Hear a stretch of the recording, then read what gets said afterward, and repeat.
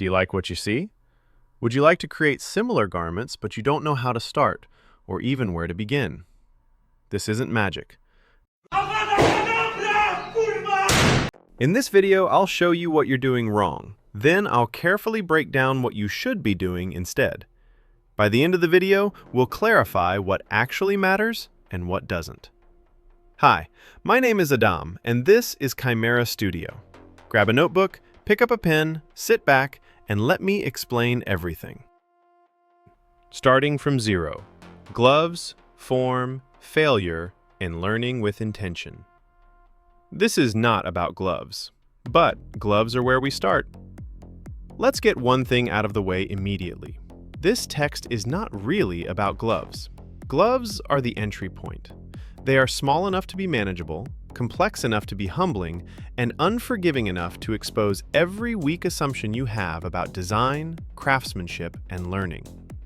If you can learn to design and build gloves properly, you can later scale that knowledge to jackets, coats, armor, footwear, anything that interacts closely with the human body. Gloves sit at the intersection of anatomy, material, behavior, pattern, logic, precision, craftsmanship. That makes them perfect teachers. Most people don't fail at making gloves because gloves are hard. They fail because they start with the wrong mental model, and that's where we begin. The real reason beginners fail before they even begin. Most beginners believe one or more of the following. If I watch enough tutorials, I'll figure it out. I just need the right pattern. I'm not talented enough. I need better tools. Once I understand the rules, I'll make good designs.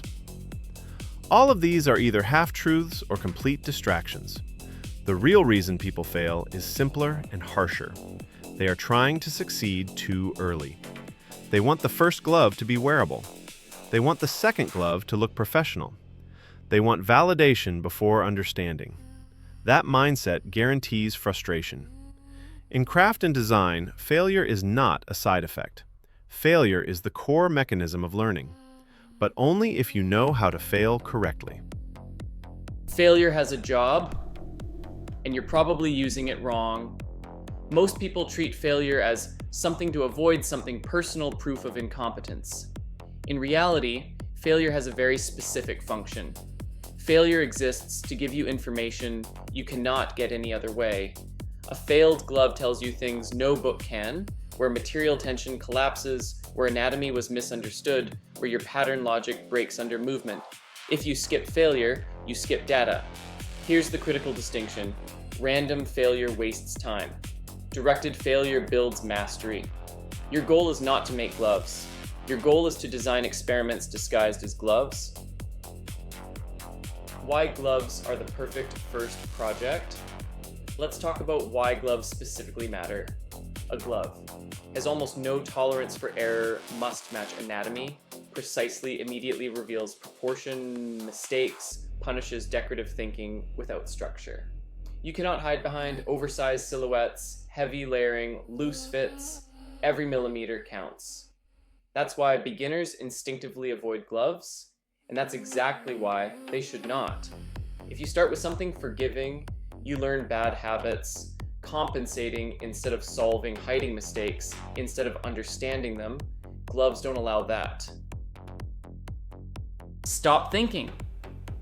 Like a fashion consumer, before design comes unlearning. Most people approach design with a consumer brain. I like this. This looks cool. This reminds me of X brand. That mindset is poison early on. Design is not about taste. Design is about cause and effect. A glove exists because a hand moves in specific ways, skin stretches in specific directions, materials resist deformation differently. Until you internalize that, you're not designing, you're decorating. For aesthetics, if you skip this section mentally, you will fail later physically. A hand is not a cylinder with fingers. Key realities beginners ignore. Fingers are not straight, they rest in a curve.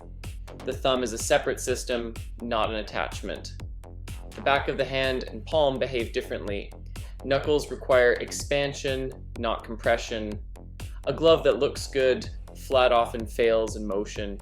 Your first task is not drawing gloves. Your first task is observing hands. Practical exercise. Photograph your own hand, relaxed, gripping, and fully extended. Notice where skin folds and where it stretches. Mark tension lines with a pen on your skin. This is not art.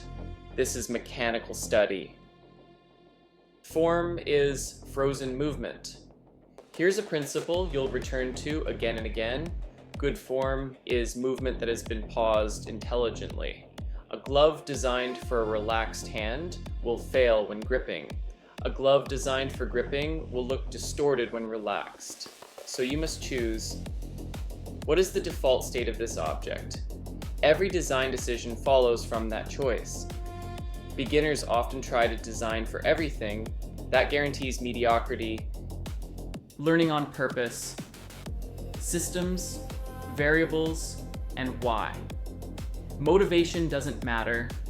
Learning is a skill, and most people never train it. Here's an uncomfortable truth. Being creative does not mean you know how to learn. Most beginners confuse activity with progress. They consume tutorials endlessly, practice without structure, and evaluate results emotionally instead of analytically. This feels productive because it's busy, but it rarely compounds. Effective learning is not intuitive. It is a skill that must be trained deliberately. Most ineffective learning looks like this: consuming large amounts of information, jumping between techniques, changing multiple variables at once, judging outcomes based on feelings. Effective learning looks boring by comparison, narrow focus, strict constraints, repetition with intent, delayed emotional judgment. Without intention, effort evaporates. Goal-oriented learning versus outcome obsession. One of the most damaging habits beginners develop is outcome obsession.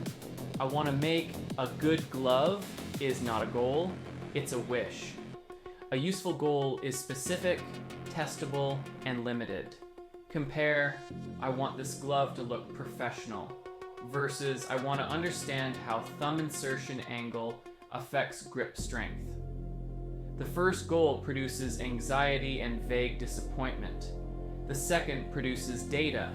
Every project should answer one primary question. If it tries to answer 10, it answers none well. Focus is not limitation, it's acceleration. This approach also changes how you experience failure. When the goal is understanding, even an unusable glove can be a success.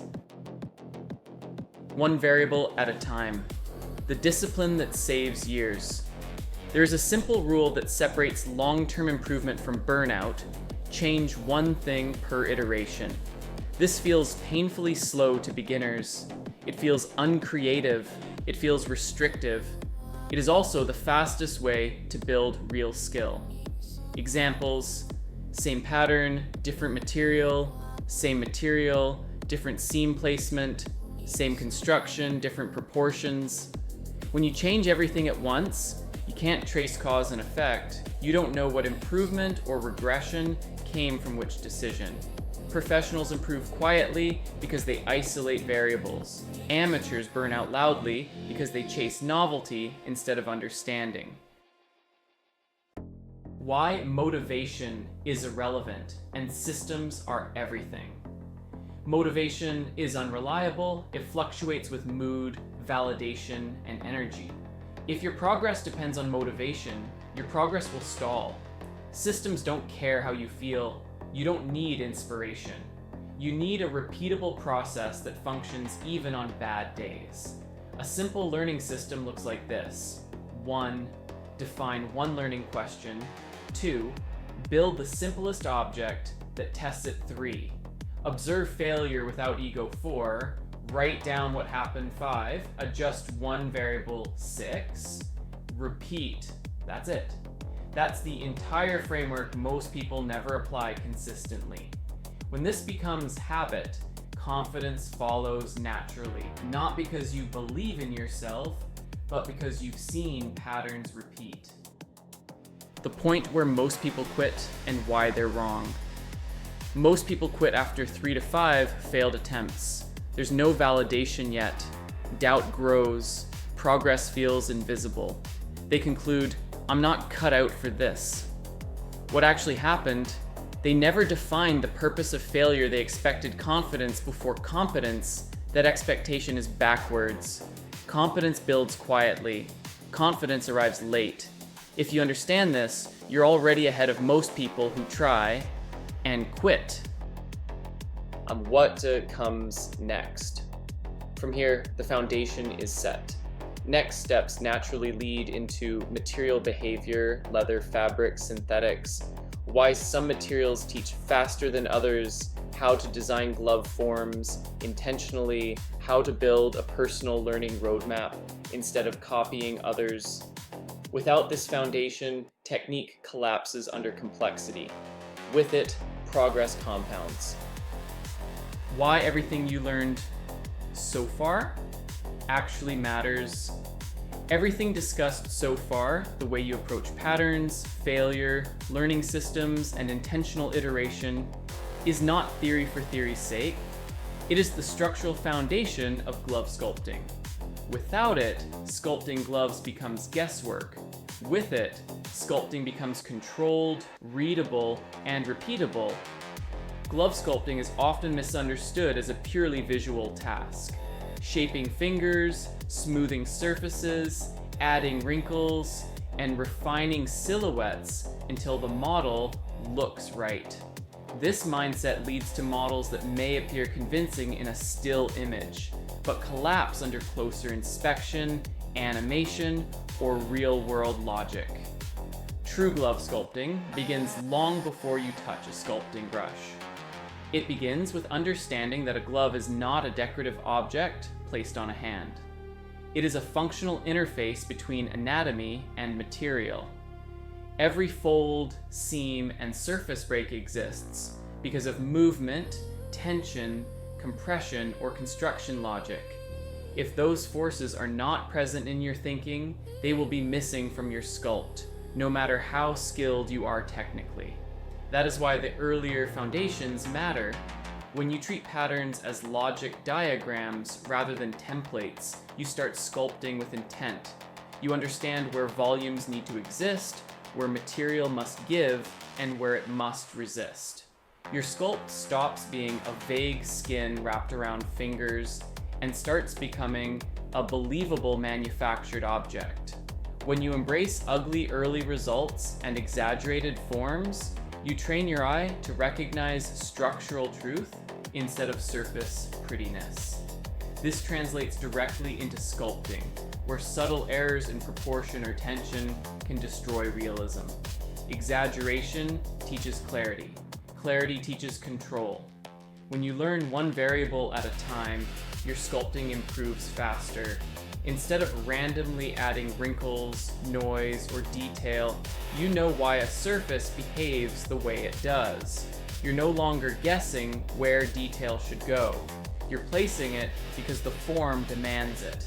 In other words, you are no longer sculpting blindly.